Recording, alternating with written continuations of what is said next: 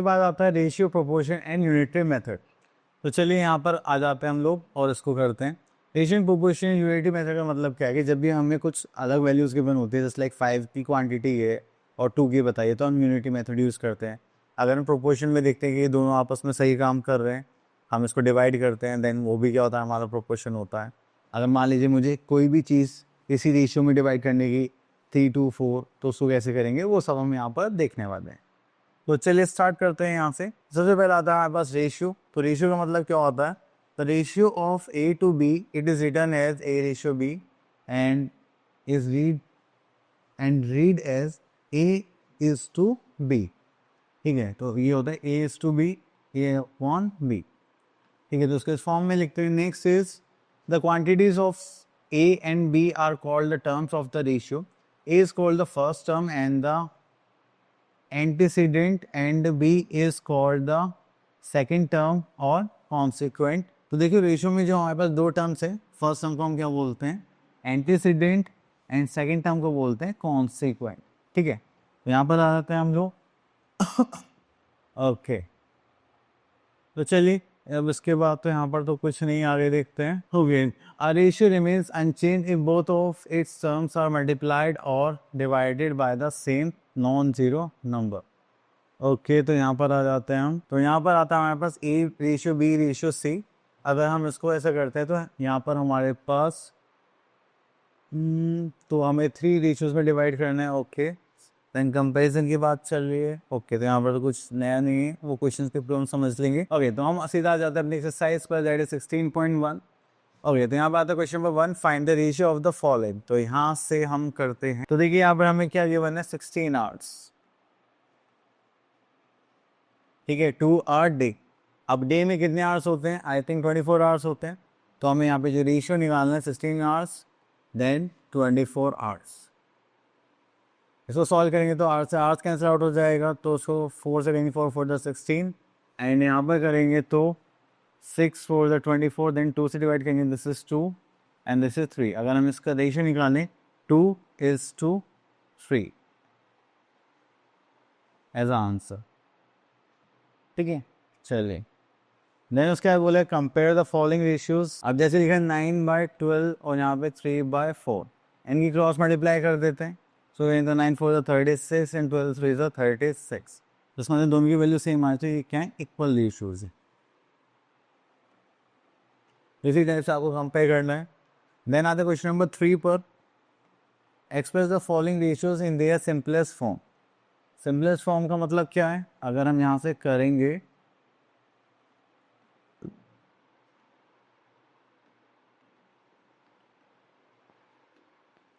तो simplest form में हमें क्या देखना है कि अगर कोई भी इनमें कॉमन फैक्टर आता है तो हम दोनों को सॉल्व करेंगे। 5 से करेंगे तो आ जाएगा 9, 5 से करेंगे तो 5 1 ज़ा 5, 25 4 ज़ा 20। चलिए उसके बाद हम चलते हैं यहाँ पर,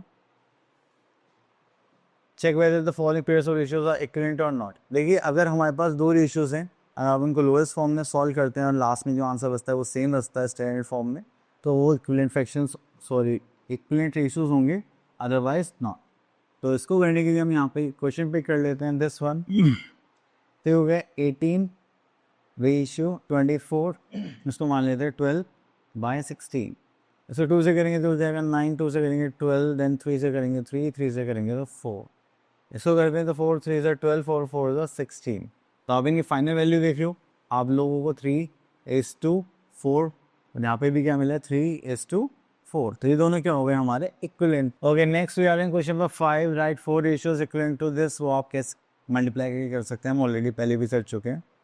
ओके, तो यहाँ से हम तो यहाँ पर है the angles of a triangle are in the ratio 2:3:4।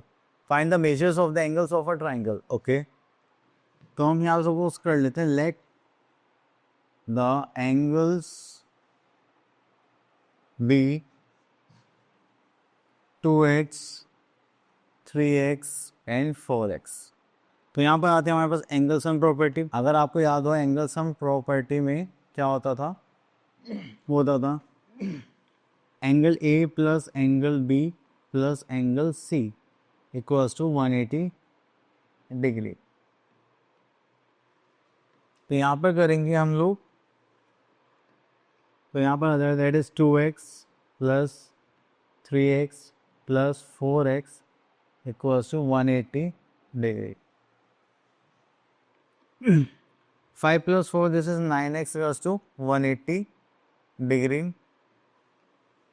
तो उसको सॉल्व करेंगे तो यहाँ पर आ जाएगा x equals to 180 degree divided by 9. तो इसको करेंगे तो हो जाएगा 9 2 18, दैट इज 0. 20 डिग्री, तो यहाँ पर आ जाएगा हमारे पास x equals to 20 degree as answer. ठीक है, तो ये हो गया हमारा क्वेश्चन सॉल्व. चलिए उसके बाद हम चलते हैं यहाँ पर आगे. अब इसके बाद आते हैं हम प्रोपोर्शन पर. अगर हम प्रोपोर्शन की बात करें तो यहाँ पर हमारे पास जो रेशियोज गिवन है उसको देखेंगे. The ratios which are equivalent are said to be in proportion. तो यहाँ पर आ जाएगा हमारे पास A B C D. तो यहाँ पर करेंगे प्रोपोर्शन में तो हो जाएगा A ratio B equals to C ratio D. Clear. चलिए इतना कर देंगे तो हम यहाँ पर आ जाते हैं. ओके, तो यहाँ पर आ जाते हैं प्रोपोर्शन में. अगर हम एक यहाँ पर प्रोपोर्शन की वैल्यू लेते हैं A ratio B ratio proportion to C ratio D. तो इसका मतलब जो हमारे पास जो लास्ट टू टर्म्स है वो तो हो जाएंगे हमारी एक्सट्रीम टर्म्स. जो इनर टर्म्स है वो तो हो जाएंगे हमारी मीन टर्म्स. तो बोला जाता है कि अगर आप product of means equals to product of extremes करते हैं तो then these ratios are in proportion. ठीक है, तो यहाँ पर हो जाएगा हमारे पास AD इक्वल्स टू BC. तो यहाँ पर लिखते हैं product of extremes equals to product of means. उसके बाद आगे चलते हैं हम लोग यहाँ पर. इफ ABC, चलिए तो हो जाएगा. अब आते हैं मीन प्रोपोर्शन पर.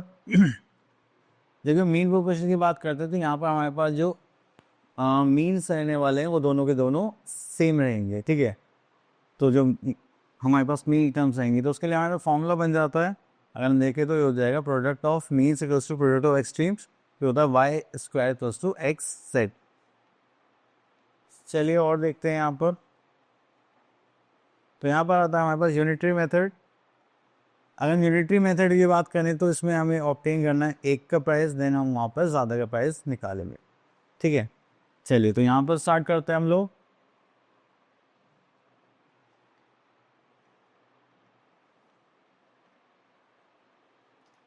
ओके, तो यहाँ से क्वेश्चन पिक करते हैं. Determine whether the following are in proportion और नॉट. तो उसके लिए यहाँ से क्वेश्चन पिक कर लेते हैं. This one B part.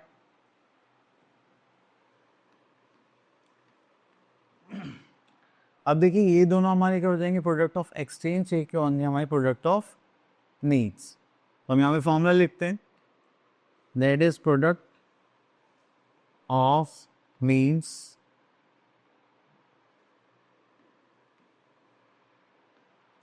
Equals to, यहाँ पर करेंगे product of extremes.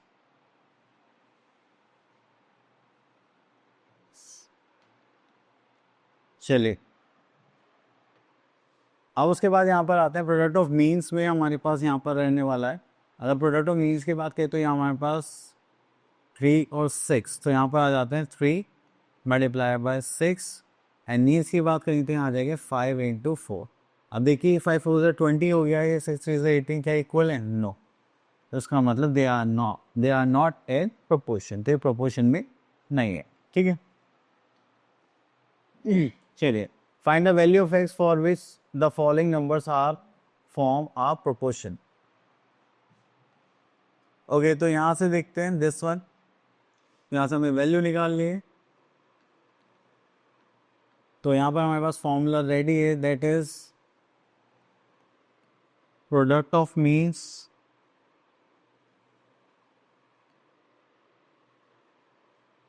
Equals to हो जाता है हमारे पास product of extremes.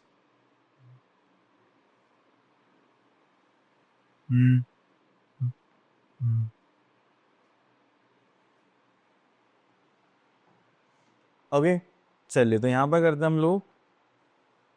Product of means में हमारे पास आ जाएंगे 10 इंटू 40. This is 10 into 40. और प्रोडक्ट ऑफ एक्सट्रीम्स में आ जाएंगे हमारे पास यहाँ पर जस्ट लाइक 20 इंटू एक्स. अब इसे क्रॉस मल्टीप्लाई करेंगे तो जाएगा 10 into 40 by 20 equals to x. ऐसे ये कैंसिल आउट हो जाएगा, इससे होगा ये होगा 2. तो 10 2 ज़ा 20 equals to x as answer. ठीक है, चलिए उसके बाद आगे चलते हैं। ओके देन यहाँ पर आता है हमारे पास मीन प्रोपोर्शन निकालना है। तो मीन प्रोपोर्शन का फॉर्मूला आप लोगों को पता ही था। तो हमारे पास जो रेशियोज रहते हैं वो जस्ट लाइक ऐसे रहेंगे, 25 ratio x proportion to x is to 16। तो यहाँ पर हमारे पास जो फॉर्मूला हो जाएगा मीन प्रोपोर्शन के लिए हो जाएगा, that is x square equals to the product of extremes, just like this. ये स्क्वायर है, उधर जाएगा तो क्या बन जाएगा स्क्वायर रूट, एंड इसको करेंगे तो दैट इज 25 इंटू 16। 25 को करेंगे तो हो जाएगा 5 इंटू दिस इज 4। तो यहाँ पर एक्स की वैल्यू कितनी आ रही है हमारे पास, 5 4 20 एज आंसर। क्लियर, चलिए इतना करने के बाद फिर यहाँ से हम एक क्वेश्चन और देखते हैं।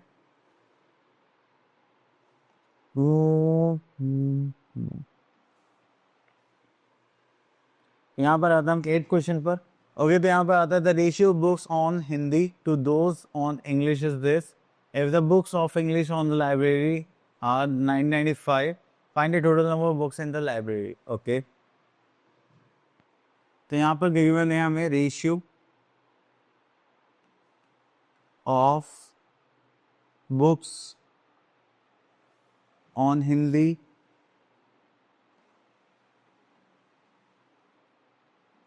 To English,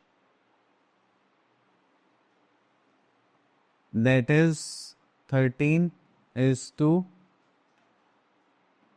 19। क्लियर, देन उसके बाद अगर हम देखें तो यहाँ पर आता है if the books of English are this, तो यहाँ पे नंबर ऑफ बुक्स के बने नंबर ऑफ इंग्लिश बुक्स। ठीक है, तो यहाँ पर देखेंगे तो हमारे पास क्या है, तो दैट इज 1995। तो हमें क्या करना है, टोटल नंबर ऑफ बुक्स निकाल लें। चलिए तो यहाँ पर हम क्या करेंगे, हम यहाँ पर लिखेंगे टोटल नंबर ऑफ बुक्स। तो यहाँ पर हो जाएगा हमारे पास x, उसके मल्टीप्लाई हम करेंगे इंग्लिश का रेशियो देखेंगे तो दैट इज 19 अपॉन इन दोनों का टोटल करेंगे दैट इज 20 32 इक्वल्स हो जाएगा हमारे पास 1995।